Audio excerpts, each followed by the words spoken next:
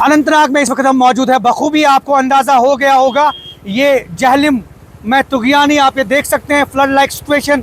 और पहले ही जो फ्लड अलर्ट है वो हो गया है। और इस वक्त हम मौजूद हैं आशाजीपुरा अनंतनाग में।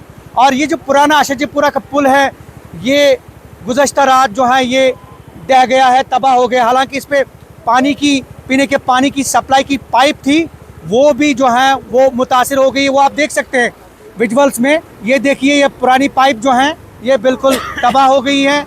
और इस तरह से पीने का पानी जो है वो कई इलाकों में मुतासिर हो सकता है। कई इलाके इस पीने के पानी की सहूलियात से मुतासिर हो रहे हैं।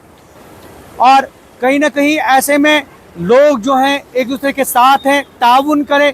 इंतज़ामिया ने कई ऑलरेडी हेल्पलाइन्स कायम की हैं और इस हवाले से लोग जो हैं एमरजेंसी सूरत हाल में वो राब्ता कायम कर सकते हैं। अलबत्ता अभी हमारे पास जो इतला मौसूल हुई है उसके मुताबिक महकमा फ्लड इरिगेशन कंट्रोल जो है उन्होंने संगम में डिक्लेयर किया डिक्लेरेशन, क्योंकि 23 फुट जो है वो पानी की सतह बढ़ गई है। आप देख सकते हैं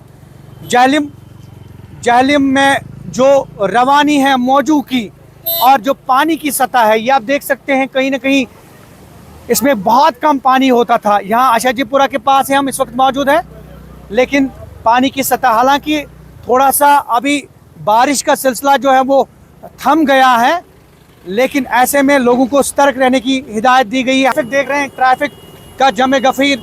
और कुछ इलाकों में अगर हम अनंतनाग की बात करें, अनंतनाग कस्बे की बात करें, कई जगहों पे पानी आ गया है और यही वजह है कि ये इलाके जो हैं वो मुतासिर हो गए हैं।